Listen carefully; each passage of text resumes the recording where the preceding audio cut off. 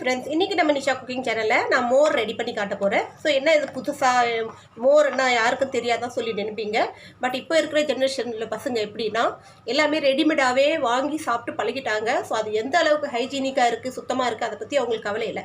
ரெடிமேடாக கிடைக்குதா, வாங்கி சாப்பிட்லான்னு சொல்லிட்டு மோர் வந்து டக்குன்னு செஞ்சு நீங்கள் ஃப்ரிட்ஜில் ஸ்டோர் பண்ணி வச்சு எப்போ வேணாலும் குடிக்கலாம். வாங்க இது எப்படி செய்யலான்னு பார்ப்போம்.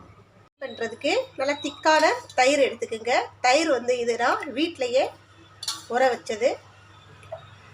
நமக்கு எந்த அளவுக்கு மோர் செய்ய போகிறோமோ அந்த அளவுக்கு நம்ம தயிர் எடுத்துக்கணும்.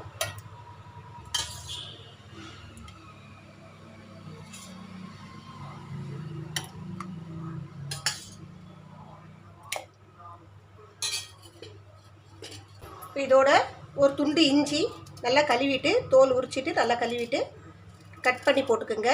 நீங்கள் இந்த தயிர்லேயே இந்த இஞ்சியும் கட் பண்ணி போட்டுக்கலாம். அதே போல் ஒரு பச்சை மிளகா, கொஞ்சோண்டு கொத்தமல்லி, கொஞ்சோண்டு கருவேப்பிலை, இது எல்லாத்தையும் ஒன்றா போட்டு மிக்ஸி நல்லா அரைச்சிட்டு வரோம். நல்லா அடித்து அரைக்கணும். கிட்டத்தட்ட ஒரு 2லேருந்து 3 நிமிஷம் வரைக்கும் நல்லா அடிக்கணும். ஸோ இதை அரைச்சி எடுத்துகிட்டு வரலாம். இந்த அளவுக்கு நல்லா அடிச்சிக்கணும். நம்ம போட்டிருக்க எந்த பொருளும் நம்ம வாயில் தட்டுப்படக்கூடாது. அந்த அளவுக்கு அடிச்சிடணும். அப்போ தான் அந்த குழந்தைங்க வந்து விரும்பி குடிப்பாங்க. அவங்க வாயில் வந்து மல்லி, மிளகா, இஞ்சியெல்லாம் வந்துச்சுன்னா குடிக்கவே மாட்டாங்க. ஸோ மோர் வந்து ரொம்ப ரொம்ப நல்லது உடம்புக்கு. குழந்தைங்க வந்து பெரியவங்க வரைக்கும் எல்லாருக்குமே நல்ல ஒரு குளிர்ச்சியை உடனுக்குடன் குளிர்ச்சியை தரக்கூடிய ஒரு ட்ரிங்க்ஸ்னா அது மோர் தான். இதில் நீங்கள் எவ்வளோ வேணாலும் தண்ணி ஆட் பண்ணிக்கலாம். ஸோ தண்ணி ஆட் பண்ணி உப்பு போட்டு கொஞ்சோண்டு சீரக பொடியை கலந்து குடிச்சிங்கன்னா அவ்வளோ உடம்புக்கு நல்லது. இதை நீங்கள் போட்டு ஃப்ரிட்ஜில் வச்சுக்கிட்டிங்கன்னா அப்படியே கூட குடிக்கலாம். ஃப்ரிட்ஜில் வைக்காமல் ஃப்ரிட்ஜில் வச்சிங்கன்னா கொஞ்சம் ஜில்லுன்னு இருக்கும். ஸ்கூலை விட்டு வந்து குழந்தைங்களுக்கு டக்குன்னு போட்டு கொடுக்கலாம். ஆர்டிஃபிஷியல் ட்ரிங்க்ஸ் எல்லாம் குடிக்காமல் அவாய்ட் பண்ணுறதுக்கு இந்த மாதிரி நம்ம ஏதாவது வீட்டில் செஞ்சு வைக்கணும். இது உடம்புக்கு ரொம்ப குளிர்ச்சியை கொடுக்கக்கூடியது. வெயில் நேரத்தில் வரக்கூடிய உடல் உபாதைகள், அதாவது சொறி, சிரங்கு, இதெல்லாம் அதிகமாக வெயில் நேரத்தில் வரக்கூடும். ஹீட்னால் நம்ம உடம்பு ஓவராக ஹீட் ஆகிறதுனால. ஸோ இதை குடிச்சிட்டு வந்தோன்னா நம்ம அந்த பிரச்சனைகள்லாம் க்யூர் ஆகும். டெய்லி குடித்தாலும் ஒன்றும் ஆகாது. அதே போல் நீங்கள் இது சாதத்துலேயும் போட்டு சாப்பிட்லாம். அந்த அளவுக்கு ஒரு நல்ல ஹெல்த்தியான ட்ரிங்க்ஸ் மோர். ஸோ இது வந்து என்னடா மோரை பற்றி இவ்வளோ சொல்லிகிட்ருக்காளே, இதுனா யாருக்கு தெரியாத விஷயமா, மோர் யாருக்கும் செய்ய தெரியாதான் சொல்லுவீங்க. எல்லாருக்கும் தெரியும் தான். பட் நம்ம வந்து சில பேர் வந்து மோர் வந்து எப்படி அடிக்கிறது, வெளியிலேருந்து வாங்கி சாப்பிட்றவங்கெல்லாம் இருக்காங்க. அதுக்கு கொஞ்சோண்டு நம்ம தயிர் வச்சு எந்த அளவுக்கு நம்ம மோர் செஞ்சு வீட்டில் நம்ம ஸ்டோர் பண்ணி வச்சுக்கிட்டோன்னா அன்றைக்கி நாள் ஃபுல்லாக நம்ம ஊற்றி குடிச்சிட்டே இருக்கலாம். ஸோ வீட்டுக்கு வர கெஸ்ட்டுக்கும் டக்குன்னு ஒரு நல்ல ஒரு ஹெல்த்தியான ட்ரிங்க்ஸ் வீட்டிலையே இருந்து ஊற்றி அந்த காலத்துலாம் அப்படி தான் கொடுப்பாங்க. ஸோ வீட்டுக்கு வரவங்களுக்கு மோர் தான் ஃபஸ்ட்டு கொடுப்பாங்க. அப்போல்லாம் ஏது கூல் ட்ரிங்க்ஸு.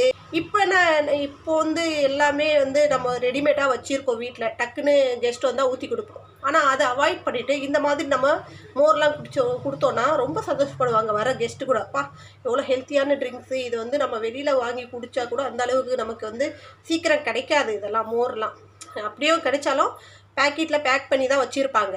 ஸோ நமக்கு வந்து ரெடிமேடாக கிடைக்கிது. அது எந்த அளவுக்கு வந்து சுத்தமாக ஹைஜீனிக்காக எத்தனை நாள் ஸ்டோர் பண்ணி வச்சது நமக்கு தெரியாது. ஸோ நம்ம வந்து வீட்டில் ரெடி பண்ணி வச்சுக்கிங்க. இந்த மோரை ஒரு பாத்திரத்தில் எடுத்துகிட்டு இதில் நம்ம எவ்வளோ வேணாலும் தண்ணி ஆட் பண்ணிக்கலாம். நமக்கு எந்த அளவுக்கு தண்ணி வேணுமோ அந்த அளவுக்கு ஆட் பண்ணிக்கலாம். ரொம்ப ஓவராக ஆட் பண்ணாதீங்க. கொஞ்சம் மோரில் வந்து லைட்டாக இந்த திக்னஸ் இருக்கணும். இப்போ இதில் தேவையான அளவு உப்பு போட்டுக்குங்க.